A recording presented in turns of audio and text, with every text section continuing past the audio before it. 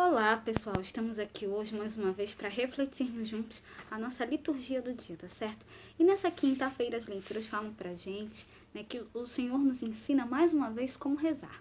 O Pai Nosso, a oração do Senhor é a oração do louvor a Deus e da fraternidade entre os irmãos. Então que nós possamos celebrar com fé. Então a primeira leitura está em 2 Coríntios capítulo 11, versículo 1 a 11. 2 Coríntios capítulo 11, versículo 1 a 11.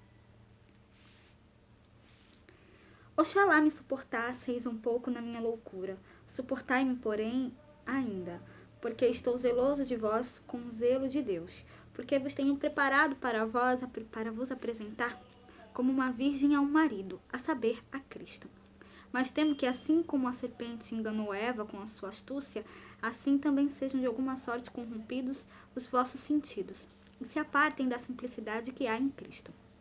Porque se alguém for pregar-vos outro Jesus que nós não temos pregado, ou se recebeis outro Espírito que não recebestes, ou outro Evangelho que não abraçastes, com razão sofrereis, porque penso que em nada fui inferior aos mais excelentes apóstolos.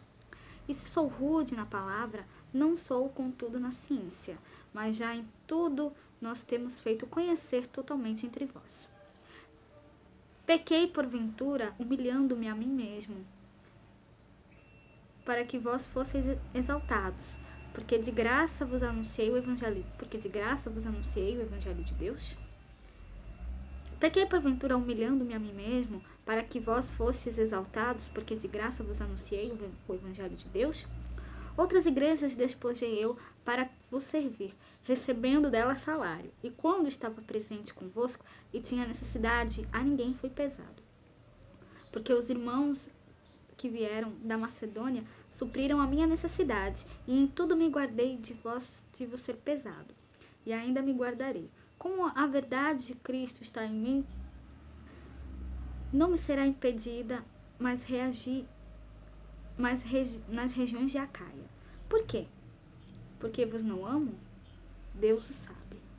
Então, essa primeira leitura, né, fala pra gente, né, sobre os falsos apóstolos. E aqui, Paulo, na segunda carta aos Coríntios, diz: anunciei-vos gratuitamente o reino, o evangelho de Deus.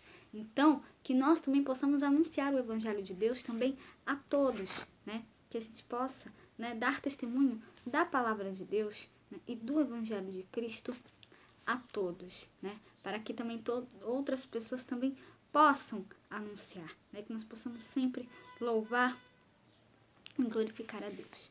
E agora, falando do Evangelho, hoje ele está em Mateus capítulo 6, versículo 7 a 15.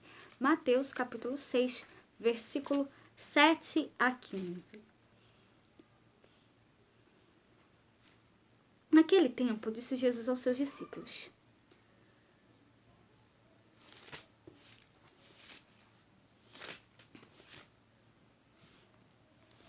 quando orardes, não useis muitas palavras, como fazem os pagãos. Eles pensam que serão ouvidos por força das muitas palavras. Não sejais como eles. Pois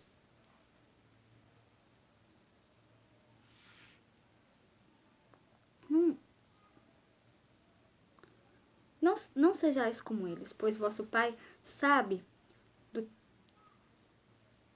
pois o Pai sabe do que precisais, pois vosso Pai sabe do que precisais, muito antes que vós o peçais.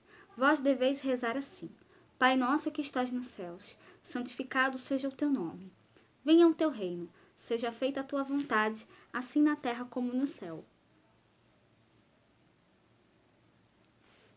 O pão nosso de cada dia dá-nos hoje. Perdoa-nos as nossas dívidas, assim como nós perdoamos aos nossos devedores. E não nos induzas à tentação, mas livrai-nos do mal, porque teu é o reino, o poder e a glória para sempre. Amém. Porque se perdoardes aos homens as suas ofensas, também vosso Pai Celestial vos perdoará a vós. Se, porém, não perdoardes aos homens as suas ofensas, também vosso Pai vos não perdoará as vossas ofensas. Então, o Evangelho acentua a necessidade do discípulo cristão rezar ao Pai Celeste constantemente.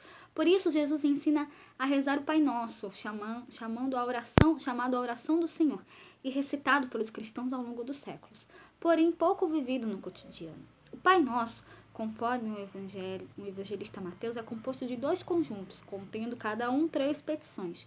No primeiro conjunto, do versículo 9 ao 10, honra-se a Deus, e no segundo, versículo 11 a 13, pede-se pelas nossas necessidades.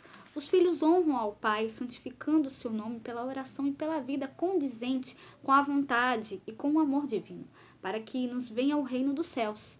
Esta oração é prece de comunidade, de comunhão, de libertação do egoísmo e do empenho da partilha fraterna entre os irmãos.